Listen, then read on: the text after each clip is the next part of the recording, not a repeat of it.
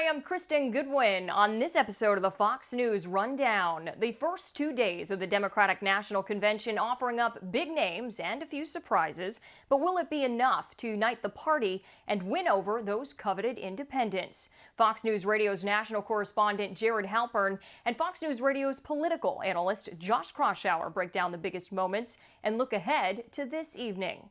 And the U.S. Postal Service will play a central role in the presidential election process as a record number of Americans are expected to vote by mail. But amid a pandemic and concerns over the potential for fraud and delivery delays, are states ready? Minnesota Secretary of State Steve Simon and Ohio Secretary of State Frank LaRose discuss how they plan to ensure any ballot mailed is counted. Plus commentary from Paul Batura, author and the Vice President of Communications for the Global Christian Ministry, Focus on the Family. The Fox News Rundown is a daily news podcast where we take a deeper look at the stories important to you. You can subscribe on your favorite podcast player by going to foxnewspodcasts.com. I'm Ainsley Earhart. I'm Charles Payne. I'm Martha McCallum, and this is the Fox News Rundown. Wednesday, August 19th, 2020. I'm Jared Halpern. Democrats officially nominate Joe Biden to be their candidate to take on President Trump in November. It's either going to be a really close race that either one could win, which gets decided in those Midwestern states, or it's a big Biden victory, which gets decided in the South. I'm Jessica Rosenthal. Concerns about the post office may be bipartisan for those running our elections. The Postal Service is moving slow. That's concerning. As are some of the reasons behind the slowdown. It was ill-timed, and particularly at a time when nationwide there's a growing appetite for voting from home and using the mails. It was ill-timed. And I'm Paul Batura. I've got the final word on the Fox News Rundown.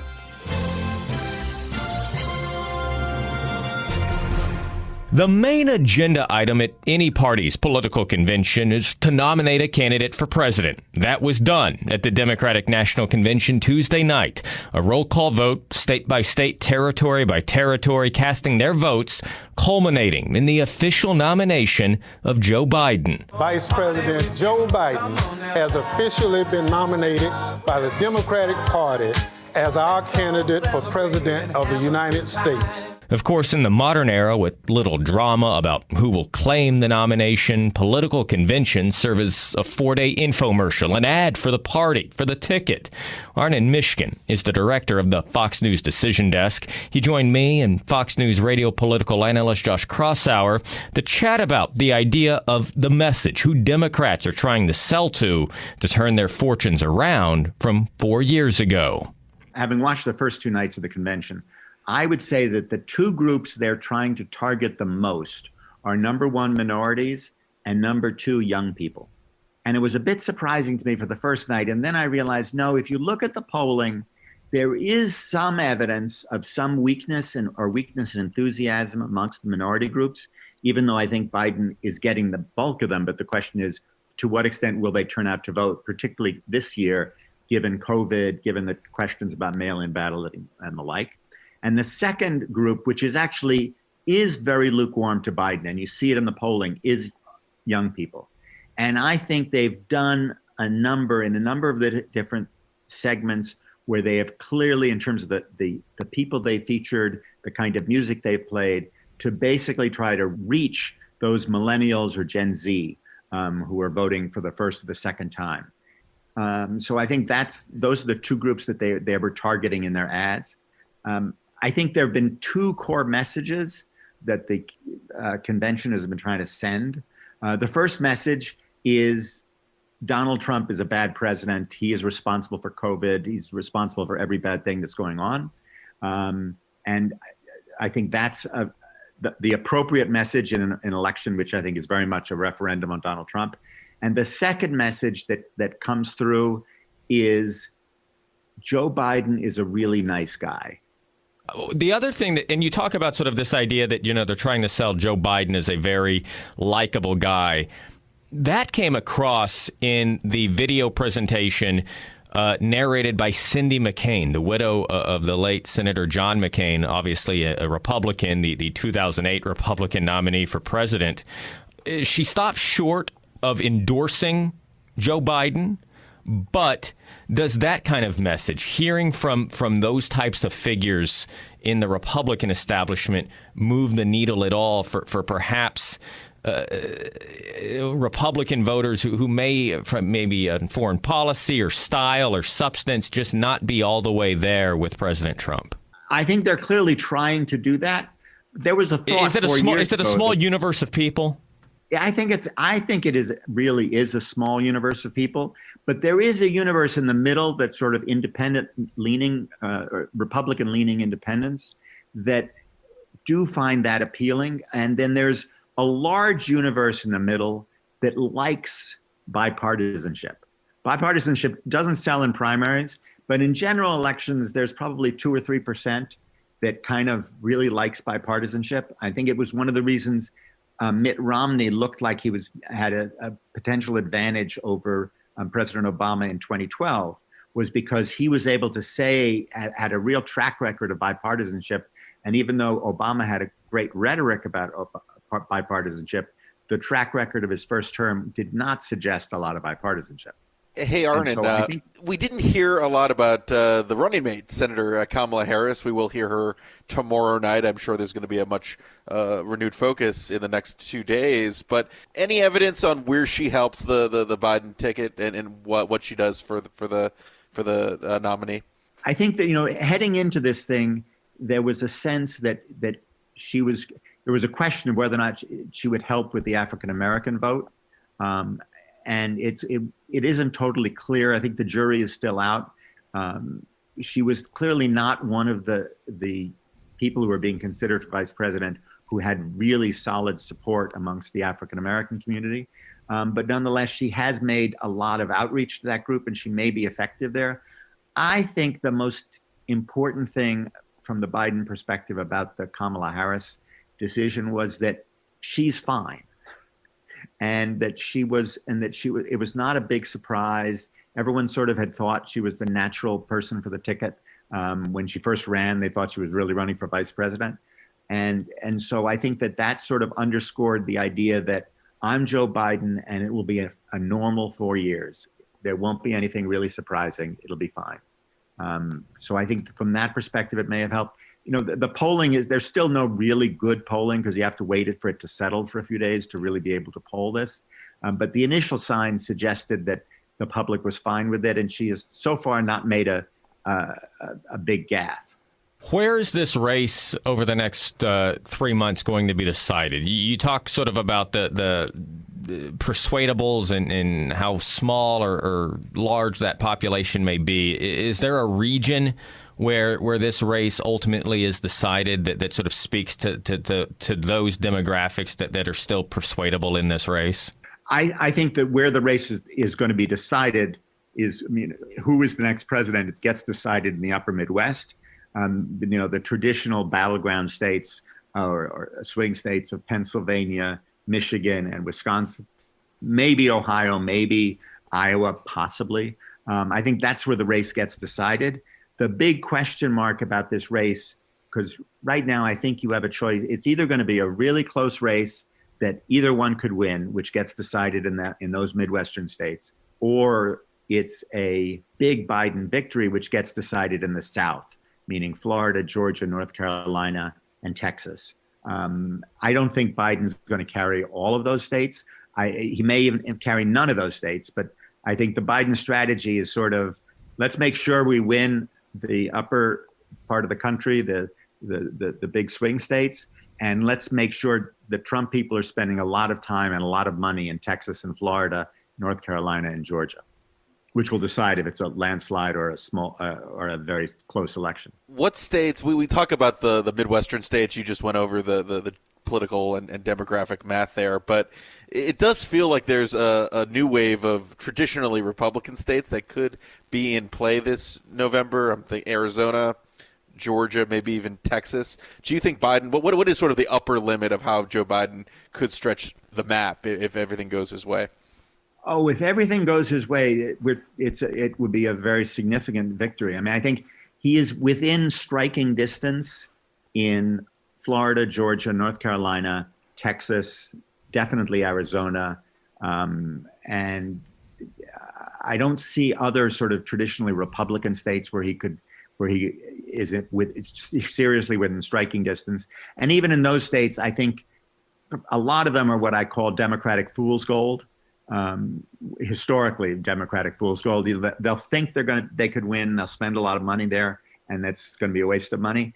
In this particular case, I suspect what they do there won't be a waste of money, because the polling suggests that even though Trump might win them, he's going to have to really fight to win. And it is a zero-sum game. If you're fighting in one state, you're not able to fight in another. And so that could be a major problem for the president. We'll finish the conversation with this. Over the next 2 nights now, Arnon, what do you think the Democratic message needs to do? What still needs to be accomplished for the Democrats to try and change their fortunes from 4 years ago? I think they need to hammer away at the two messages they're trying to hammer away, which is Donald Trump is responsible for the problems of today, both the economy and the COVID thing. And then the second thing is Joe Biden is a good guy, and to inoculate himself against some of the questions about age. Some of that has been inoculated, but the question of why doesn't he do more live media interviews? Why isn't he on Fox News Sunday, for instance? Some of those questions, and sort of anything that indicates that he still is up to the game, I think is obviously very important for the Democrats this time around. And then the second thing that they need to do is to inoculate themselves against an attack that even if Joe Biden wins, you want to make sure you have a Republican Senate to check the president. And which, it's another message that could appeal to 1 or 2% of the public. And so anything to sort of fight that, I think, is something that the Democrats ought to try to make sure they do. We will see how that plays out. Arnon Mishkin is the director of the Fox News Decision Desk. As always, we appreciate your time. The third night of the Democratic National Convention this evening, California Senator Kamala Harris will claim her party's nomination for vice president. Our coverage will kick off at 8 o'clock Eastern on Fox News radio stations across the country and the Fox News app.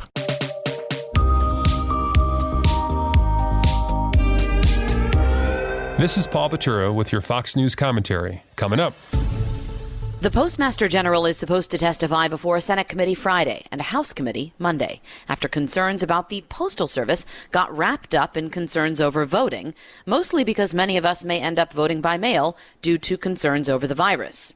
President Trump has said he has concerns that universal mail-in voting could lead to fraud, as some states like Nevada are sending all registered voters ballots, whether they requested one or not. He said regardless, the post office wouldn't be able to handle it all. The post office has been a disaster for many, many decades.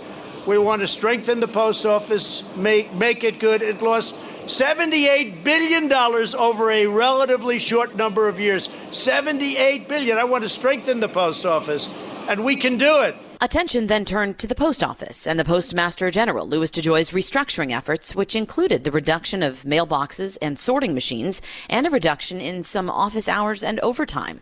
Some Democrats, like New York Senator Chuck Schumer, have cried foul. To slow down the mail at any time is disgraceful. To slow it down at COVID is despicable and hurts people's lives. Others have accused DeJoy, who was a big Republican donor and donated to the president's 2016 campaign, of purposely slowing down things at the post office to help the president make a point about mail-in voting. Others say the Postal Service is losing money and lost nearly $9 billion in the last fiscal year alone. So some restructuring may be called for.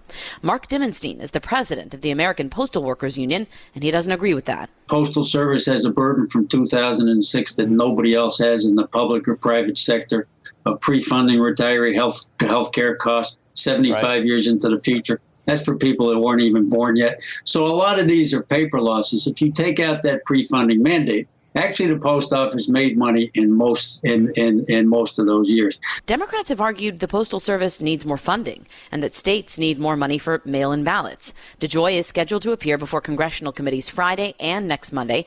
And yesterday, he announced restructuring changes like mailbox and mail sorting machine removal are now on hold. I think it's a move in the right direction. I think it's welcome news. Steve Simon is Minnesota's Democratic Secretary of State. We always knew that voting from home by absentee was a safe and secure way of voting, and now we know that the Postal Service won't stand in the way and could ultimately be helpful in that process.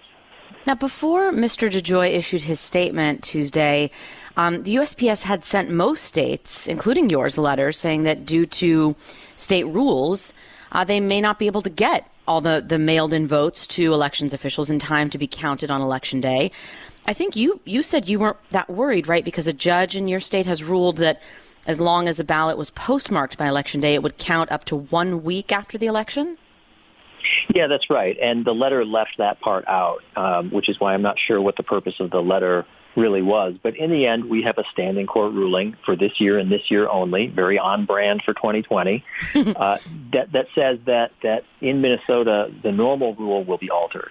And the rule this year for November will be that all ballots postmarked as late as Election Day will be accepted if they come in the next 7 days. So if you mail it on Tuesday, November 3rd, Election Day, as long as it gets in by Tuesday, November 10th, you're good to go. If it gets in the next day, that's a spoiled ballot.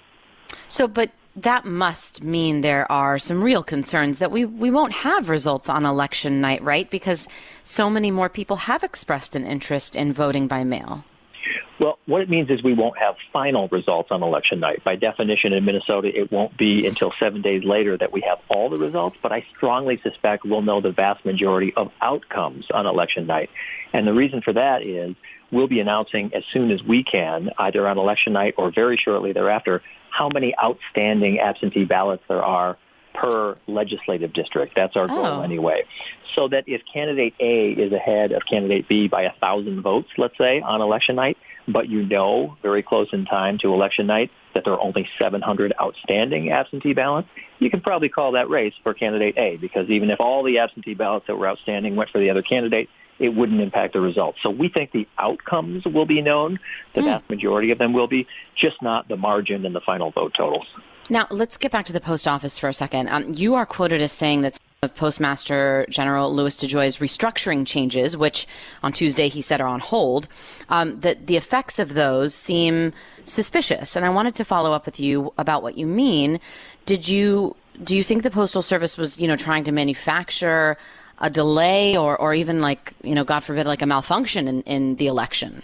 Well, not so much a malfunction, but I think there's certainly circumstantial evidence that a lot of the decisions that were made at the top had the effect. I'll leave to others to say whether it was the intended effect, but certainly had the effect, according to a lot of the reporting, of slowing down the mail. Things like stopping overtime, things like making decisions about the distribution of sorting equipment. That said, as you have just said, that decision or those decisions are on hold. So I want to give credit where it's due if that report is accurate. But yeah, that's what I meant. It was ill-timed, and particularly at a time when nationwide there's a growing appetite for voting from home and using the mails, it was ill-timed. Now, but let me follow up with you on that, because the Postal Service has said that they could run out of money by September because of COVID. And we know in previous years, before the president was before Trump was president, there have been removals of mailboxes before. It's all based on, demand, and certainly the advent of email has changed that. And we know from last year that the Postal Service had almost a $9 billion shortfall. Is some general restructuring of the post office in order, given these numbers? Yeah, I have to assume there are changes that need to be made, and it's not for me to say what in particular they might be. I do know that there's been some dispute about what the real losses are. The post office, unlike other federal agencies, at least according to the reporting, it has to report on its books certain retirement expenses that no one else does. And then there's the general aspect, too, that the Postal Service is a service. It's not a profit-making business. It's sort of like saying, well, the fire department in my town loses money hand over fist because it takes in zero at a fare box, there isn't one, and costs millions of dollars every year. Does the fire department lose money? I guess that's one way of looking at it. But the Postal Service, takes in so much in stamps and other collections and costs way more than that to run. Is that a loss, or is it like saying the fire department has suffered a loss? It's a philosophical debate, but there's no doubt in my mind, like any organization, it could always stand some reform. And I hope that happens in a way that just isn't disruptive before an election. Simon says there's a tremendous interest in voting by mail in this election in Minnesota, and voters who want to vote by mail will not be sent a ballot automatically in his state. They must identify themselves and request a ballot be sent. This is a system the president has said he is comfortable with, and it's the same system for voters in Ohio who also want to vote by mail, where Frank LaRose is the Republican Secretary of State. He says he's taking some action to prepare for any concerns with the postal system. With our vote-by-mail system, we're working to spread the word so that Ohioans know that things may be running slower than usual right now with the Postal Service, so get your absentee ballot in right away. Don't delay on that. And I'm actually working right now to try to convince our state legislature to offer me the ability, and I need their permission to do it, but I can use $3 million out of my own budget to offer postage paid so that every one of those ballots has a postage paid envelope. So really, there's no good excuse for not mailing it in. So talk to me about the Postal Service for a second, because they sent out letters to pretty much almost every state saying, look, your situation means ballots are probably not going to be all counted by Election Day. What is your system? Do ballots get counted if they come in, as long as they're postmarked by Election Day and, it's like a week-long grace period? What's your situation? So in Ohio, we actually have 10 days. And as long as it's postmarked by Monday, and that, as you mentioned, every state's different, but in Ohio, it's got to be postmarked by Monday, November 2nd, and it can arrive at that Board of Elections up to 10 days later. Now, one thing to point out there is we always tell people that election night results are unofficial. Well, this year it may be more unofficial than usual, right, because we know that we're going to see a high number of absentee ballots cast, and that's a good thing.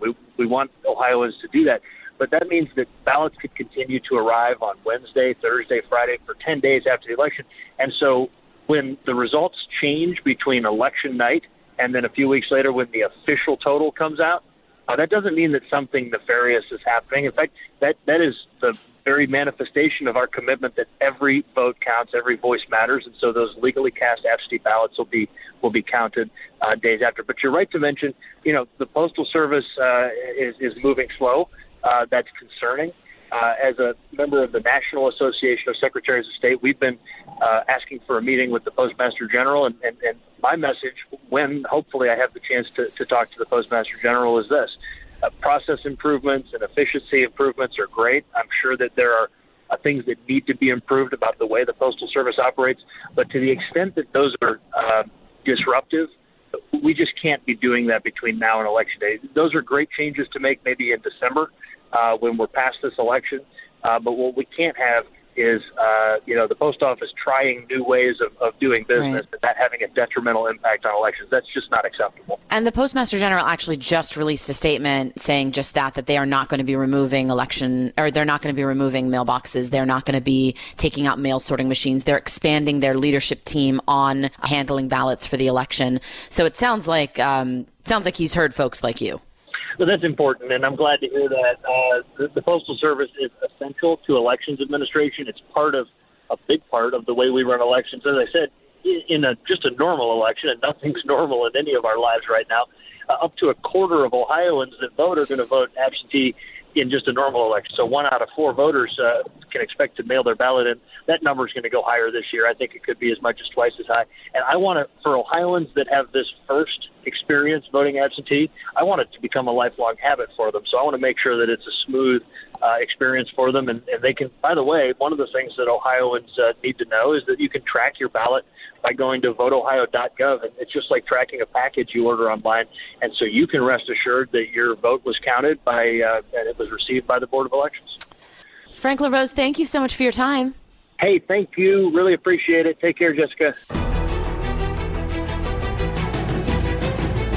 Fox News Radio on demand on the Fox News app. Download the app and just click listen. When you swipe left, you can listen to your favorite Fox News talk shows live. Swipe right for the latest Fox News Radio newscasts on demand. Fox News Radio on the Fox News app. Download it today. Rate and review the Fox News Rundown on Apple Podcasts or wherever you listen. It's time for your Fox News commentary. Paul Patura. What's on your mind? The United States Post Office is in the news these days, and according to some, President Trump wants to cut their funding in order to orchestrate a diabolical election year plot in order to ensure his reelection. I wonder if Vladimir Putin is somehow behind all of this.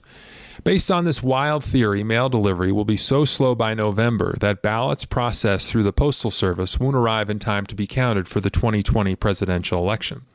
I guess the thought is that more Democrats will vote by mail than Republicans, though it's not clear to me how the post office will know which ballots are for Mr. Biden and which ones are for Mr. Trump. Conspiracy theories always break down somewhere. President Obama actually accused Mr. Trump of trying to actively kneecap an agency whose roots go back to 1775 and the Second Continental Congress. Please, Mr. President, look and see. You wouldn't really do that to me, would you? When it comes to our opinion of the post office, I'm reminded a bit of our typical reaction to Congress. If asked, the vast majority of Americans disapprove of Congress, but most of those same people will vote to re-elect their representative.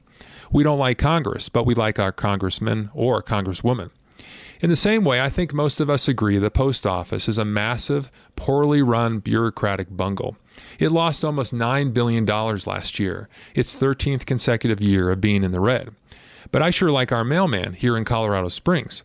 His name is Will, and he's a jovial, upbeat, and friendly guy who goes out of his way to be helpful.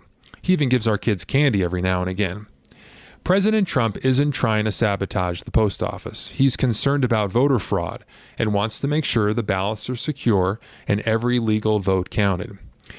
With over 600,000 employees, I'm sure there are some bad actors within the post office, but the same could be said about any business or organization. Yes, the Postal Service may lose a lot of money, but they know how to deliver mail. They handled 142.5 billion pieces last year. That's a lot of packages, letters, postcards, and ballots.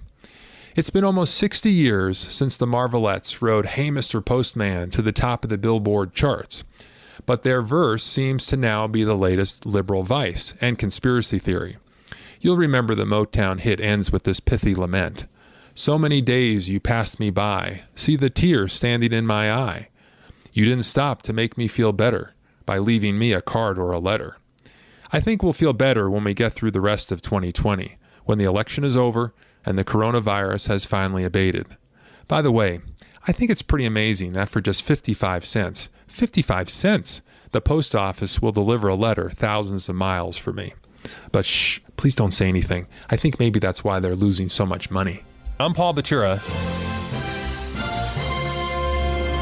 You've been listening to the Fox News Rundown. Stay up to date by subscribing to this podcast at foxnewspodcasts.com. And for up-to-the-minute news, go to foxnews.com.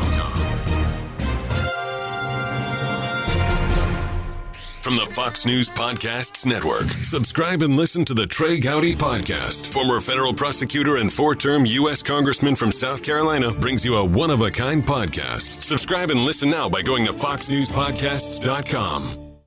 Love Fox News? Click the subscribe button to get more of the news and opinion you trust. And click the Fox News Rundown playlist for the latest episodes.